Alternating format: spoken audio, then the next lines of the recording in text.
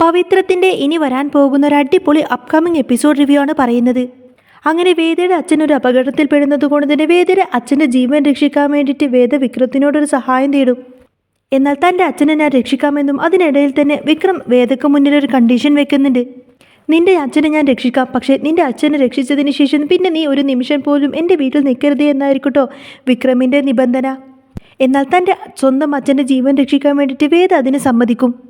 വിക്രം ഏതായാലും അതിസാഹസമായിട്ട് തന്നെ ജസ്റ്റിസ് ശങ്കരനാരായണനെ രക്ഷിച്ചുകൊണ്ട് വരുന്ന സമയത്തിന് വിക്രമിനോട് പറഞ്ഞ വാക്ക് പാലിച്ചുകൊണ്ട് തന്നെ വേദ ആ വീട്ടിൽ നിന്നും പടിയിറങ്ങാൻ. വേദ തിരിച്ച് വീട്ടിലേക്ക് എത്തിയതിന് ശേഷം വേദയുടെ അച്ഛനും അമ്മക്കൊക്കെ ഒത്തിരിയധികം സന്തോഷമാവുന്നുണ്ട് എന്ന് മാത്രമല്ല വീട്ടുകാരെല്ലാവരും ചേർന്നിട്ട് വീണ്ടും ദർശനമായിട്ടുള്ള ആ ഒരു കല്യാണാലോചന നടത്തുകയാണ് വേദക്ക്. എന്നാൽ വേദ എന്നേക്കുമായി വീട്ടിൽ നിന്ന് പടിയിറങ്ങി പോയത് കൊണ്ട് തന്നെ കമലമ്മക്ക് അത് ഭയങ്കര സങ്കടമായിരിക്കും കേട്ടോ. വിക്രമിൻ്റെ ജീവിതം ഇനിയെങ്കിലും ഒന്ന് പച്ചപ്പിടിച്ച് കാണണം എന്നൊക്കെ ചിന്തിച്ചുകൊണ്ട് തന്നെ കമലമ്മ രാധയുമായിട്ടുള്ള ആ ഒരു കല്യാണം വിക്രത്തിന് ഉറപ്പിക്കുകയാണ്. ഈ ഒരു കാര്യം അറിയുന്നതോടു കൂടെ തന്നെ രാധക്ക് ഒരുപാടധികം സന്തോഷമായിരിക്കും. വിക്രമിൻ്റെ മനസ്സിലാണെങ്കിൽ ഭയങ്കര ഇഷ്ടമായിരുന്നല്ലോ വേദയോട്, അത് തുറന്ന് പറഞ്ഞിട്ടില്ല എന്ന് മാത്രമല്ലേ ഉള്ളൂ. അതുകൊണ്ട് തന്നെ രാധയുമായിട്ടുള്ള ഈ ഒരു കല്യാണത്തിന് വിക്രത്തിന് ഒട്ടും തന്നെ ഇഷ്ടപ്പെടില്ല. അതിനിടയ്ക്ക് തന്നെ കമലമ്മക്ക് ഒട്ടും തന്നെ വയ്യാതാവുന്നുണ്ട് എന്ന് മാത്രമല്ല മരണത്തോട് മല്ലടിച്ചുകൊണ്ട് തന്നെ കമലമ്മ അങ്ങനെ ഐസിയിൽ കിടക്കുമായിരിക്കും. ആ സമയത്തും അവസാന ആഗ്രഹം പോലെ തന്നെ കമലമ്മ പറയുന്നത് ഒരേ ഒരു വാക്കാണ്, വിക്രത്തിൻ്റെ ജീവിതം നന്നായിട്ട് കാണണം, അതുകൊണ്ട് തന്നെ മോനെ നീ രാധയെ കല്യാണം കഴിക്കണമെന്നൊക്കെ ആയിരിക്കും വിക്രത്തോട് പറയുന്നത്. എന്നാൽ തൻ്റെ അമ്മ ഒട്ടും വയ്യാതെ മരണക്കിടക്കയിൽ കിടന്നുകൊണ്ട് ഇങ്ങനെ ഒരു ആഗ്രഹം പറയുന്ന സമയത്ത് തന്നെ മറ്റ് നിവൃത്തിയില്ലാതെ രാധയെ കല്യാണം കഴിച്ചോളാമെന്ന് വിക്രം സമ്മതിക്കുകയാണ്. അമ്മയുടെ സന്തോഷത്തിന് വേണ്ടി മാത്രമായിരിക്കട്ടോ രാധവുമായിട്ടുള്ള കല്യാണത്തിന് വിക്രം സമ്മതിക്കുന്നത്. കമലമ്മയുടെയും മാഷിൻ്റെയും അങ്ങനെ എല്ലാവരുടെയും നിർബന്ധപ്രകാരം രാധയുമായിട്ടുള്ള കല്യാണം അമ്പലത്തിൽ വെച്ചിട്ട് വിക്രം നടത്തുന്നുണ്ട്.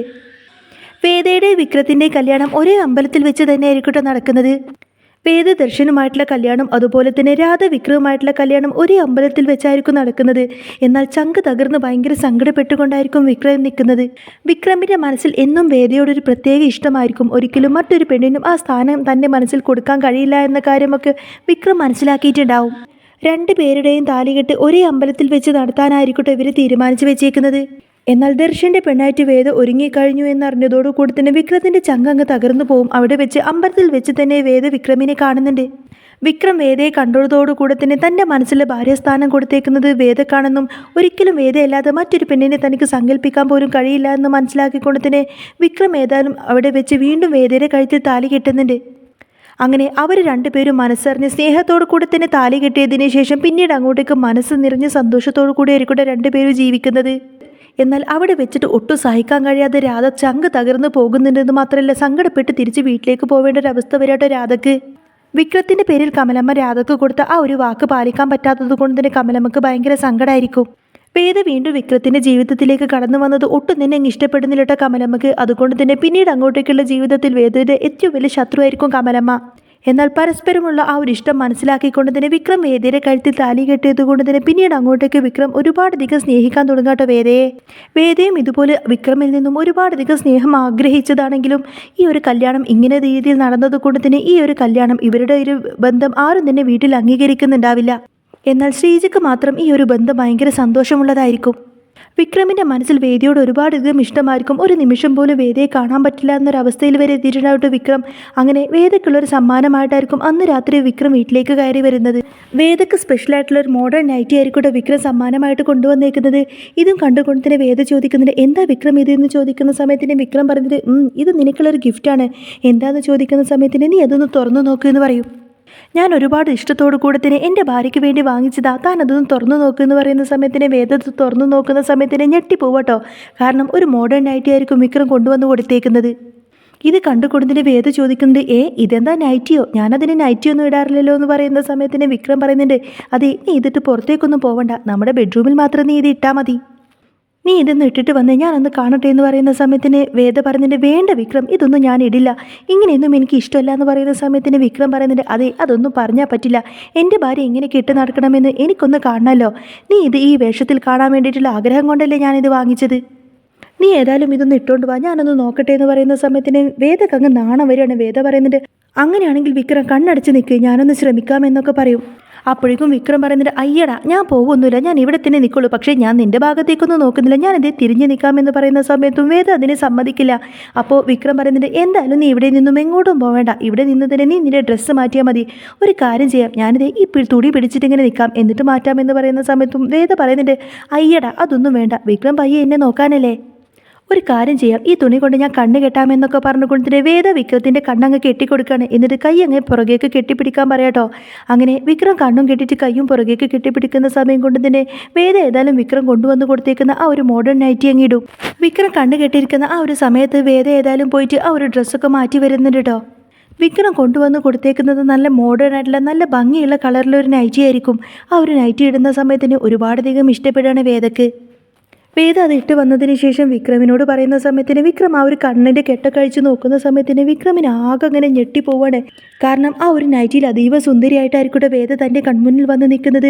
വിക്രം ഇങ്ങനെ വേദയെ തന്നെ നോക്കിക്കൊണ്ട് പറയുന്നുണ്ട്, പക്ഷേ ഇങ്ങനെയല്ലല്ലോ ഞാൻ ഉദ്ദേശിച്ചത്, ഞാൻ ഇങ്ങനെയല്ലല്ലോ അയാളോട് പറഞ്ഞത്, ഇതിനിങ്ങനെ സ്ലീവ് ഒന്നും ഉണ്ടായിരുന്നില്ല, സ്ലീവ്ലെസ് ആയിട്ടുള്ള ഒരു നൈറ്റിയാണല്ലോ ഞാൻ പറഞ്ഞത്, എന്നിട്ട് പിന്നെ ഈ ഒരു കോട്ട എങ്ങനെ വന്നു? അല്ലേ വേദ, ഈ കോട്ട അങ്ങ് മാറ്റാൻ പറ്റത്തില്ലേ, നീ എന്തിനാ ഈ കോട്ടിട്ടിരിക്കുന്നത്? ഈ കോട്ടങ്ങ് മാറ്റിക്കഴിഞ്ഞാൽ വെറും സ്ലീവ്ലെസ് ആയിട്ട് ഇത് കാണാൻ നല്ല ഭംഗിയായിരിക്കും എന്നൊക്കെ പറയും. അപ്പോഴേക്കും ഇത് കേൾക്കുമ്പോൾ വേദക്കങ്ങ് നാണം വരികയാണ്. ഓ ഒന്ന് പോ വിക്രം അവിടുന്ന്. എന്നാലും വേദ ഇതല്ലല്ലോ ഞാൻ ഉദ്ദേശിച്ചത് എന്ന് പറയുന്ന സമയത്തിന് മറ്റ് നിവൃത്തിയില്ലാതെ ആ ഒരു കോട്ടങ്ങ് ഊരാട്ടോ വേദ ആ ഒരു കോട്ട് ഊരുന്നതോടുകൂടി തന്നെ വിക്രം ആഗ്രഹിച്ച അതേ വേഷത്തിലായിരിക്കും വേദയെ അന്ന് രാത്രി കാണുന്നത്. അങ്ങനെ ഒരുപാടധികം ഇഷ്ടത്തോടു കൂടെ തന്നെ വിക്രം വേദയ്ക്ക് സമ്മാനിച്ച ആ ഒരു നൈറ്റിൽ വേദയെ ഇങ്ങനെ കാണുന്ന സമയത്തിന് വിക്രത്തിന് വല്ലാതെ അങ്ങനെ കൊതി തോന്നുകയാണ്. വേദക്കും ഒരുപാടധികം ഇഷ്ടമായിരിക്കുമല്ലോ വിക്രത്തിനെ.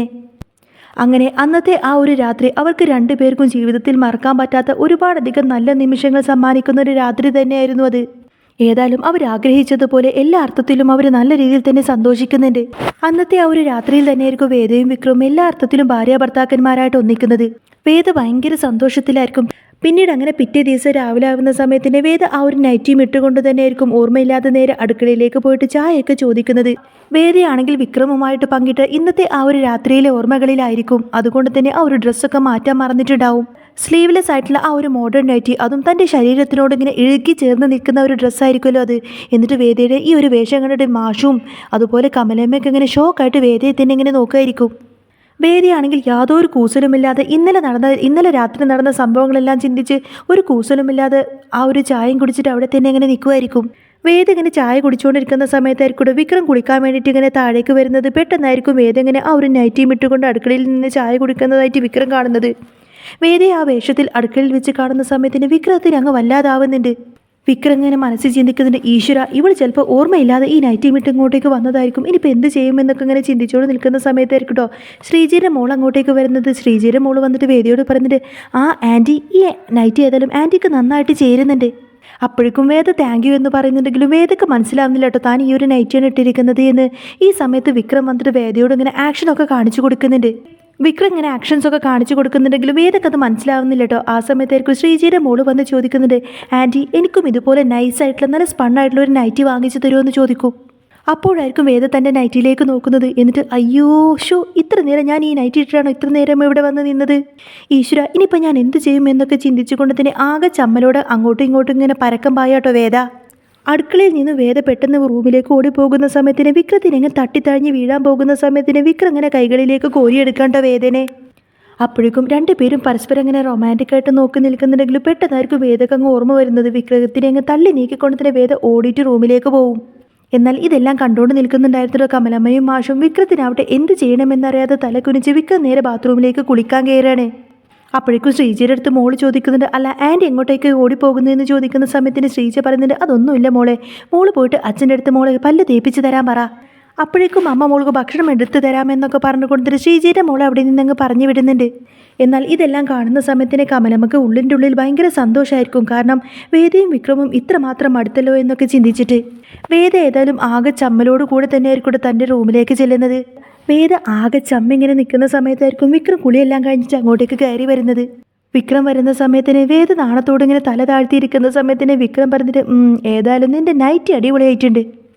അപ്പോൾ വേദ ചോദിക്കുന്നുണ്ട്, എൻ്റെ വിക്രം നിനക്ക് എന്നോടൊന്ന് തുറന്നു പറയായിരുന്നില്ലേ, ആകെ നാണക്കേടായില്ലേ. ഞാൻ ഒട്ടും ഓർമ്മയില്ലാതെയാണ് അങ്ങോട്ടേക്ക് അടുക്കളയിലേക്ക് കയറി ചെല്ലുന്നത്. ഷോ അച്ഛനും അമ്മയും ശ്രീജേടത്തിയും എല്ലാവരും ഇത് കണ്ടില്ലേ, നന്ദിനിയെടുത്തി കാണാതിരുന്നത് ഭാഗ്യം. അപ്പോൾ വിക്രം ചോദിക്കുന്നുണ്ട്, അതിനെന്തിനാ ഇത്ര നാണക്കേട്, അതെ, നല്ല ഭംഗിയുണ്ടായിരുന്നു. പിന്നെ ആദ്യമായിട്ട് നീ ഇങ്ങനെ വേഷം ഇടുന്ന സമയത്ത് എല്ലാവരും നിന്നെ ശ്രദ്ധിക്കുമെന്ന് ഉറപ്പാ. വേദ, ഇതേതായാലും നിനക്ക് നന്നായിട്ട് ചേരുന്നുണ്ട്. വേണമെങ്കിൽ ഇതുപോലത്തെ 2-3 കൂടി ഞാൻ നിനക്ക് വാങ്ങിച്ചുകൊണ്ട് തരാമെന്ന് പറയട്ടെ വിക്രം. ഈ നൈറ്റിയിൽ നിന്നെ കാണാൻ സൂപ്പറായിരുന്നു വേദ. അതുകൊണ്ട് തന്നെ ഇന്നലത്തെ രാത്രിയും സൂപ്പറായിരുന്നു. ഇതുപോലെ ഞാൻ ഓരോ ദിവസം ഓരോ വെറൈറ്റി നൈറ്റി നിനക്ക് കൊണ്ടുവന്ന് തരാം. എന്നാൽ പിന്നെ ഓരോ ദിവസം നമുക്ക് ഇതുപോലെ സന്തോഷിക്കാലോ എന്നിങ്ങനെ വിക്രം പറയുന്ന സമയത്തിന് വേദക്ക് അങ്ങ് ദേഷ്യം വന്നിട്ട് വിക്രത്തിനെ ഉന്തിത്തള്ളി പുറത്തേക്കാക്കിക്കൊണ്ട് തന്നെ വേദ നാണത്തോടു കൂടെ ഇങ്ങനെ ഡോറടച്ചിട്ട് അതിനെക്കുറിച്ച് ഇങ്ങനെ ചിന്തിച്ച് നിൽക്കുന്നതും കാണിച്ചുകൊണ്ടാണ് കേട്ടോ എപ്പിസോഡ് പൂർണ്ണമാവുന്നത്. അങ്ങനെ വിക്രവും വേദയും ഒന്നായതിനു ശേഷം പിന്നീട് അങ്ങോട്ടേക്ക് വളരെയധികം രസകരമായിട്ടുള്ള സൂപ്പറായിട്ടുള്ള അടിപൊളിയായിട്ടുള്ള ത്രില്ലിംഗ് ആയിട്ടുള്ള എപ്പിസോഡൊക്കെ തന്നെയാണ് വരാൻ പോകുന്നത്. അപ്പോൾ നിങ്ങൾക്ക് ഈ ഒരു ചാനൽ ഇഷ്ടമായി എന്നുണ്ടെങ്കിൽ എന്നും ഇതേപോലത്തെ റിവ്യൂസൊക്കെ കേൾക്കാൻ താല്പര്യമുണ്ടെങ്കിൽ തീർച്ചയായിട്ടും നിങ്ങൾ എൻ്റെ ചാനൽ സബ്സ്ക്രൈബ് ചെയ്ത് സപ്പോർട്ട് ചെയ്യാൻ മറക്കല്ലേ.